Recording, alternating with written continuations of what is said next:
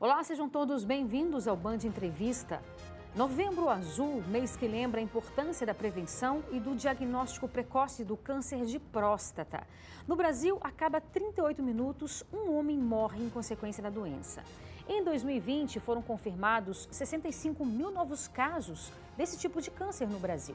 Dores ao urinar, vontade de ir ao banheiro com frequência, presença de sangue nas fezes ou dor óssea são alguns dos sintomas que podem indicar que a pessoa está com câncer de próstata. Por isso, especialistas alertam que a melhor maneira de combater a doença é a prevenção. A descoberta precoce faz com que o paciente tenha 97% de chance de cura. Mas mesmo assim, muitos homens ainda têm resistência em fazer os exames preventivos, em especial o famoso exame do toque. E para falar sobre causas, tratamentos, prevenção e, claro, de como quebrar esses tabus nos homens, nós recebemos hoje, do Band Entrevista, o oncologista Dr. Márcio Almeida. Oi, doutor. Muito obrigada pela sua participação aqui. Já estivemos outras vezes conversando sobre esse assunto tão importante e eu agradeço mais uma vez sua participação aqui, viu? Muito obrigado pelo convite. A gente agradece a oportunidade de discutir esse assunto do Novembro Azul, que é um momento de discussão, de conhecimento, de informação para a prevenção do câncer de próstata, que é uma doença muito prevalente no homem, como você mesmo falou, né? A segunda causa de câncer no homem, né? E a segunda causa de mortalidade também, o câncer de próstata nos homens. Então, é muito importante essa informação para toda a comunidade. É verdade. É pena que a gente fala sobre esse assunto basicamente uma vez ao ano, mas pelo menos a gente tem esse período para que a gente possa falar sobre esse assunto, né? Com certeza, uma vez ao ano parece pouco, e é pouco realmente, a gente tem que sempre estar lembrando, durante o ano tem vários momentos que a Sociedade Brasileira de Oncologia lembra sobre o tratamento de câncer, o Dia Mundial do Câncer, mas o Novembro Azul, apesar de ser um único mês, mas é um mês que a gente informa isso constantemente. E isso aumenta muito o diagnóstico precoce, porque a pessoa lembra da doença, lembra da importância de diagnosticar, e não só o paciente, que é o homem, que tem dificuldade de ter esse acesso ao médico, ele tem dificuldade de ir ao médico, mas a família toda, a esposa, a filha, a mãe, muitas vezes estimula esse paciente também a procurar o atendimento médico e fazer o diagnóstico precoce. Então, esse mês, por mais curto, por mais que seja rápido esse momento de informação, ele é muito eficiente e é importante demais a gente informar isso para a comunidade. A gente está entrando aí no segundo ano de pandemia, né? Qual a avaliação que a gente faz nesse segundo ano com relação a esse tipo de câncer? Então, durante esse momento da pandemia, tem estudos que mostraram de 50% a 70% da diminuição dos exames e do diagnóstico de câncer, de forma geral. E o câncer de próstata nesse grupo aí, provavelmente até maior, porque o homem procura menos ainda o médico para fazer o diagnóstico. Então, esse momento do Novembro Azul é um momento de lembrar e estimular de novo a busca do paciente a fazer a investigação, a fazer uma consulta com o urologista, fazer o exame clínico. A gente sabe que o toque retal é um momento muito polêmico do diagnóstico. A gente insiste nesse exame porque o toque retal ele aumenta a chance do diagnóstico de forma muito eficiente. Né? O toque é um toque rápido, é um exame muito rápido, de 7 segundos. O procedimento é feito de forma tranquila, num ambiente tranquilo, o paciente preservado. Essa questão do tabu sexual que existe muito do exame de toque, ele tem que ser quebrado porque é um exame rápido. O homem que faz essa prevenção, realmente ele está se preocupando com ele, preocupando com sua própria sexualidade e preocupando com a sua família, com seus entes queridos. Então, é importante demais a gente desmistificar o exame de toque, porque esse exame aumenta a chance do diagnóstico precoce do câncer de próstata de forma muito eficiente. É uma verdadeira bobagem isso, né, doutor? Vamos falar bem sério, né? Bem claramente, claro. Né? É uma verdadeira bobagem isso. Com certeza, né? Acho que hoje em dia a gente tem informação, a gente sabe que a sexualidade não é só isso. E a gente sabe que esse procedimento é muito simples, é um procedimento de 7 segundos, o médico usa um lubrificante, não vai machucar, não vai lesionar o paciente, não vai doer. Né? E essa mudança, como o câncer de próstata é uma glândula que fica entre a bexiga e o reto. Então, a única forma de acesso é pelo canal anal. E o toque, ela consegue detectar se tem alguma nodulação que está na próstata.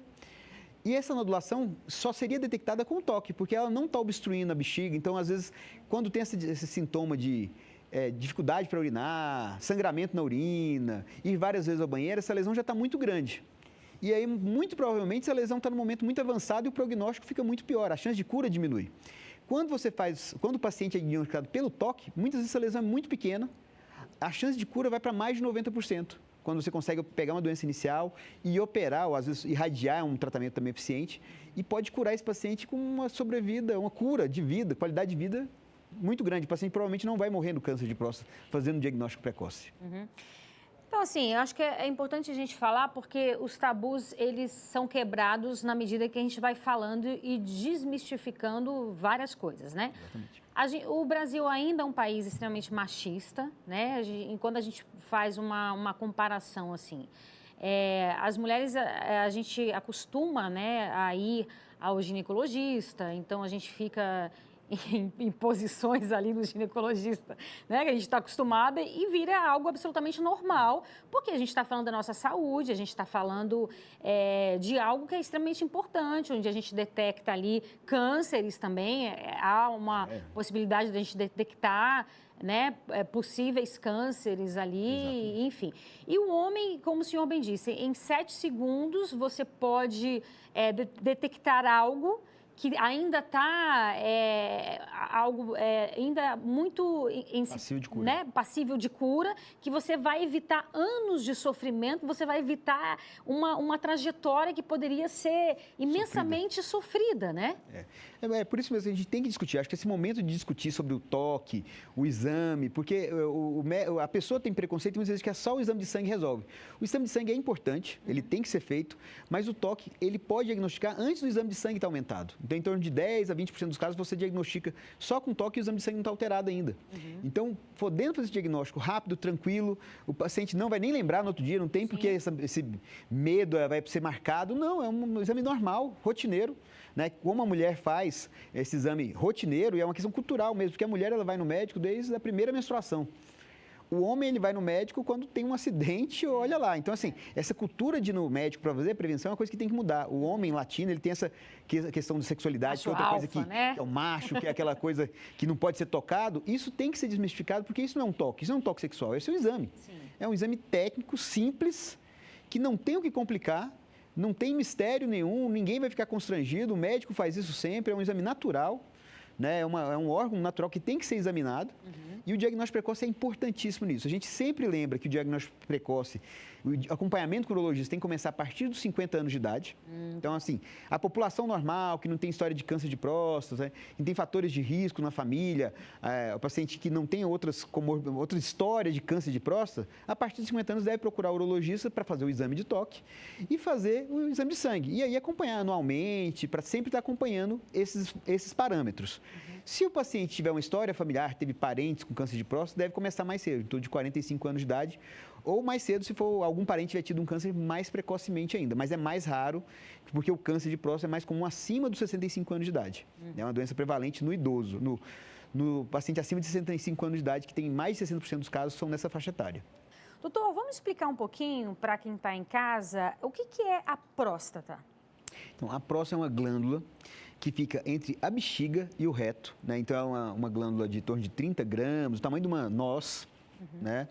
Que ela é responsável pela produção do líquido seminal, né? O líquido espermático, relacionado com a ejaculação, que alimenta os espermatozoides. Então, esse líquido é produzido pela próstata. E esse órgão é um órgão responsável por toda essa secreção na hora da ejaculação, que protege o espermatozoide para chegar no óvulo alimentado, vamos colocar assim. Existem fatores externos que podem causar o câncer da próstata? Os principais fatores do câncer de próstata são idade, a gente já viu aí que acima dos 65 anos de idade, mais de 60% dos pacientes, o grupo de pacientes com câncer de próstata, a idade é um fator de risco principal. A obesidade é outro fator de risco muito importante, então um paciente obeso, gordo, ele tem um risco de aumento de câncer de próstata considerável, tem que ser avaliado também. E outros motivos, por exemplo, a questão dos fatores genéticos, né, a história familiar, e alguns elementos químicos, né, fumaças, arsênio. Então, alguns materiais químicos podem induzir ao câncer de próstata. Mas, de forma geral, a obesidade e a idade são os principais fatores de risco. Certo. Então, assim, a questão da obesidade, então, presumo que a questão da alimentação e a falta de exercício físico Exatamente. também pode estar ligado também. Com certeza. A atividade física e a alimentação balanceada são fatores de proteção para o câncer de próstata e para vários tipos de câncer também. Então, a alimentação balanceada, com diminuição de consumo de carnes vermelhas, de alimentos defumados, que tem um fator muito importante, né, de alimentos em conserva, aumento de ingesta de frutas, verduras, folhas, são fatores de proteção, assim como atividade física. Atividade física a gente considera também uma atividade física regular, né? Pelo menos 30 a 45 minutos, pelo menos 5 vezes na semana, de forma regular, uma atividade moderada, que tem um batimento cardíaco aumentado, para você estimular essa produção de substâncias que protejam o organismo contra o câncer. Então, são fatores importantíssimos e esses fatores aí protegem e já diminuem a obesidade. Então, isso é um fator que reforça os dois parâmetros, né? Se diminui o risco de obesidade, protege com mais parâmetros ainda. E é muito interessante, doutor, isso que o senhor está falando, porque assim, a gente entrevista vários médicos, falam sobre várias doenças, não só sobre o câncer de próstata e vários outros cânceres, e todos batem basicamente na mesma tecla, né? Que é a questão dos exercícios físicos e da boa alimentação. Assim, é basicamente a mesma regra para tentar evitar todas as doenças. Esses dois pilares, alimentação e atividade física, são importantíssimos contra o câncer, né? E a gente fala que isso é importante não só para evitar o diagnóstico do câncer, que você evitando uma doença como essa, a vida é outra, né? A gente tem que evitar, ainda mais a gente está aumentando o tempo de vida das pessoas, então a gente tem que se prevenir do câncer mais, né? Uma doença que cada vez o brasileiro médio, o homem, ele está morrendo mais pela idade, então com a idade a gente está evitando doenças cardiovasculares, doenças infecciosas, o câncer é o que mais vai matar. Se você diagnosticar precocemente, você evita um fator de risco muito importante para o óbito, né? Então, esse diagnóstico precoce é essencial e a alimentação, a atividade física protege isso. E não só protege o diagnóstico, como aqueles pacientes que já têm o diagnóstico de câncer de próstata, eles melhoram a qualidade de vida significativamente, evitando a obesidade, fazendo atividade física, alimentando-se melhor, que melhora a qualidade de vida, melhora a disposição, melhora a imunidade, melhora até a parte cognitiva, né? A compreensão da realidade que está lá vivendo, uma pessoa mais ativa, inclusive lúcida, né? Com atividade física. Sim, e assim, a gente está falando não só da questão da saúde física, mas da saúde mental também, né, doutor? Exatamente. Acho que a principal mensagem que fica é: nós não fomos criados para ficarmos parados, né? Exatamente. A gente vê a pessoa ativa, ela é sempre mais disposta, mais animada, está sempre pronta, né, para ajudar, para fazer alguma coisa. Vê, aquele senhor mais ativo, ele sempre parece que está sempre saudável, né? Você vê um senhor que sempre está trabalhando, fazendo uma atividade, caminhando, andando de bicicleta, é uma pessoa mais ativa, mais alegre muitas vezes em casa, mais disposta, mais animada. Então é uma sequência, é um ciclo de saúde que vai aumentando a saúde, vai aumentando a alegria, aumentando a felicidade, que dá mais saúde, que dá mais disposição. E aí, além de todos esses benefícios, ainda diminui a chance de ter câncer. Então, assim, a atividade física, a alimentação é um mantra no nosso consultório, né? Lá na Aliança Oncoclínicas, Clínicas, a gente sempre discute isso com o nosso paciente, a importância de atividade física, alimentação, a gente põe isso para o paciente e até para a família. Então, quem vai na consulta, todo mundo tem que ser informado em relação a isso, porque a atividade física e a alimentação são pilares essenciais para a qualidade de vida. E assim, para quem está em casa, né? Às vezes a pessoa está parada, está há anos sem fazer exercício físico, sempre é tempo de começar, de recomeçar e criar esse hábito. Com certeza. O hábito da atividade física e da alimentação tem que ser criado, né? A gente sempre fala, para começar o paciente e a família, para começar a atividade física, a gente começa devagar. Você começa com uma caminhada de 10 minutinhos, com um exercício leve, depois 3 vezes a semana, depois você vai para 4, e vai aumentando o tempo, e vai aumentando o exercício. Se puder ter alguém para ajudar, uma academia, algum professor para orientar, isso vai melhorar mais, mas tem que ser gradativo. A gente tem muito cuidado nessa informação de alimentação e atividade física. Se você mudar o hábito de forma muito agressiva, você pode ter uma lesão, aí você não vai querer fazer mais. Ou você começa a não querer, você se restringe muito a alimentação, aí não come um monte de coisa, você apela, não, agora não vou fazer mais dieta. Então, assim, as coisas têm que ser educadas, têm que ser criadas o hábito de forma devagar, agradável, para você alimentar com a coisa que você acha mais gostosa. Toma salada bem feita, alimentos mais leves, que você vai sentir melhor, a digestão é melhor, a sua disposição fica melhor.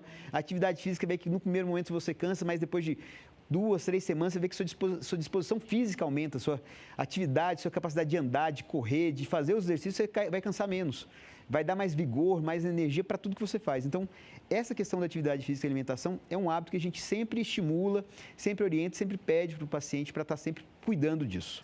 Doutor, a medicina está muito avançada, a gente sabe disso, mas sempre é um baque, né? Quando a pessoa recebe o diagnóstico de qualquer tipo de câncer. Queria que o senhor falasse sobre o tratamento do câncer de próstata.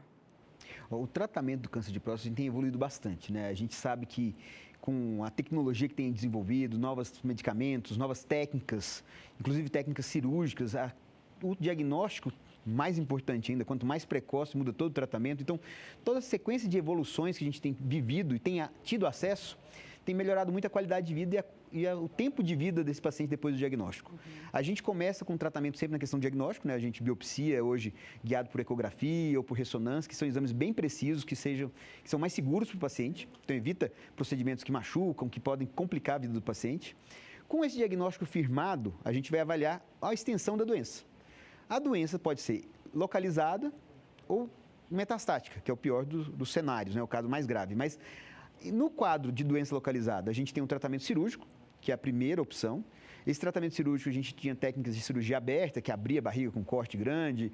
Depois a gente evoluiu para técnicas com cirurgia videolaparoscópica, que a gente vai usar uns catéterezinhos, uns trocárteres, que você vai usar uma câmera lá dentro para operar e o médico opera com esse aparelho por fora do paciente. E agora a gente já tem tecnologias mais avançadas, que é a cirurgia robótica. Que essa cirurgia usa um robô que entra, que tem pinças que entram no abdômen do paciente, o cirurgião está do lado, dá acesso aos pacientes, né? O cirurgião que opera, mas por esse robô.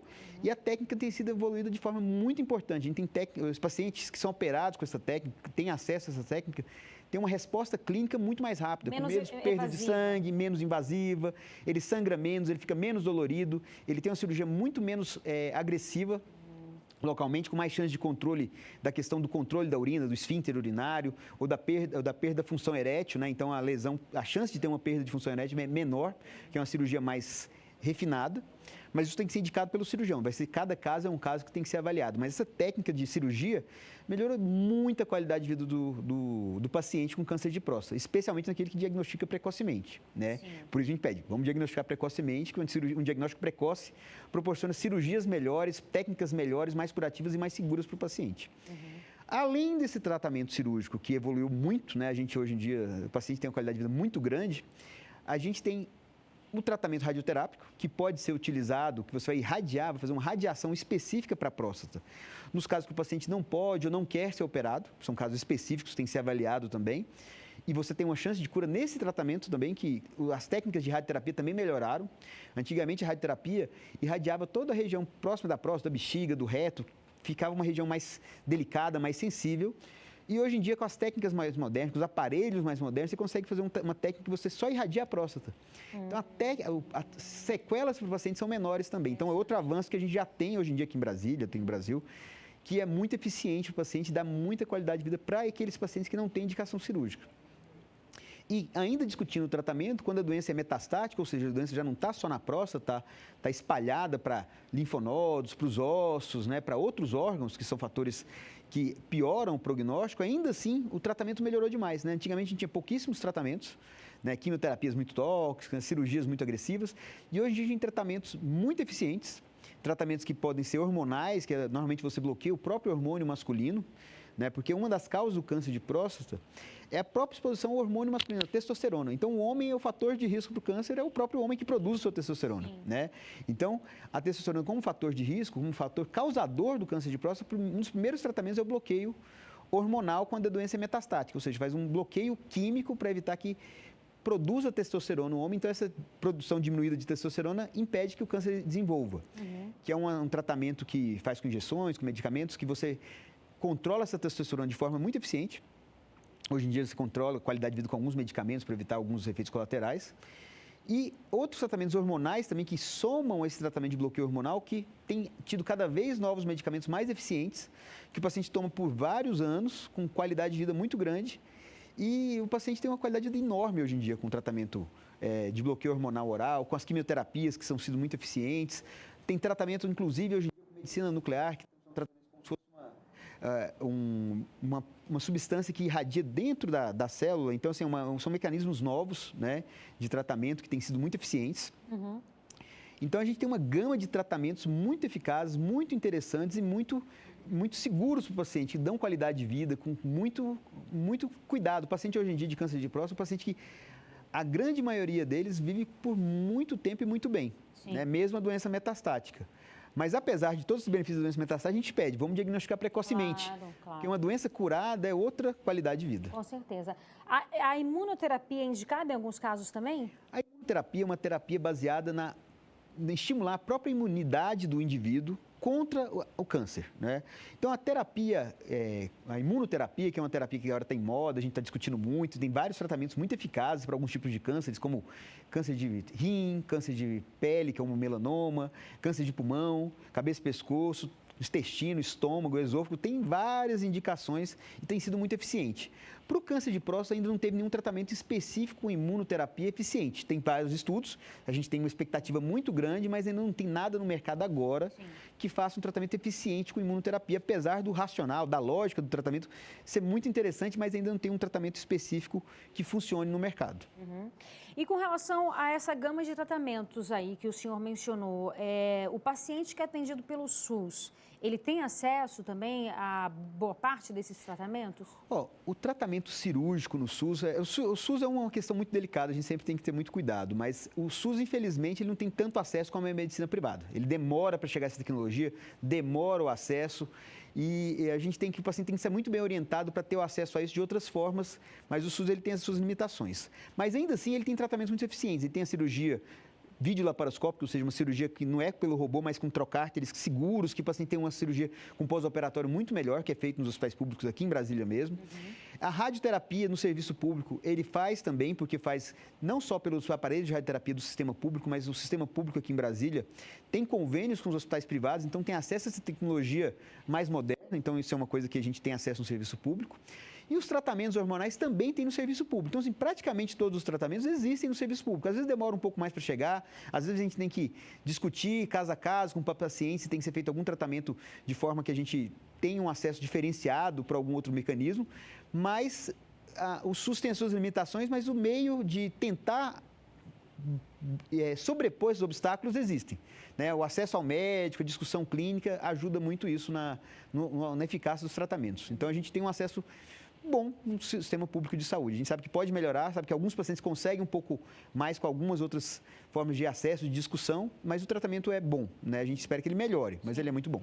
Tá certo. Doutor, muito obrigada, viu, pela sua participação. A gente tem um minutinho aí, quer deixar mais um recado aí, nesse Novembro Azul? A gente insiste de novo em relação ao Novembro Azul, a importância do diagnóstico precoce. A gente sabe que esse período todo de Covid, muita gente deixou de se examinar, deixou de investigar, deixou de fazer exames, deixou de procurar urologista. Então, a gente pede que, nesse momento de Novembro Azul, a pessoa volte a procurar o urologista, a esposa do paciente, a filha do paciente, pedir para ele ir, porque a gente sabe que os homens são meio marrentos, né? Não querem ir no consultório, não querem ir médico, mas é importante demais. É uma chance de cura, é uma chance de evitar uma doença sofrida para todas essas pessoas e não só para o paciente, como para toda a família. Então, é muito importante a gente estar lembrando da importância do diagnóstico precoce e do câncer de próstata nessa época do Novembro Azul. Eu agradeço demais sua participação mais uma vez aqui, viu? Muito obrigado. Obrigada. E o Band Entrevista fica por aqui. Muito obrigada pela sua companhia. Até sábado que vem. Tchau, tchau.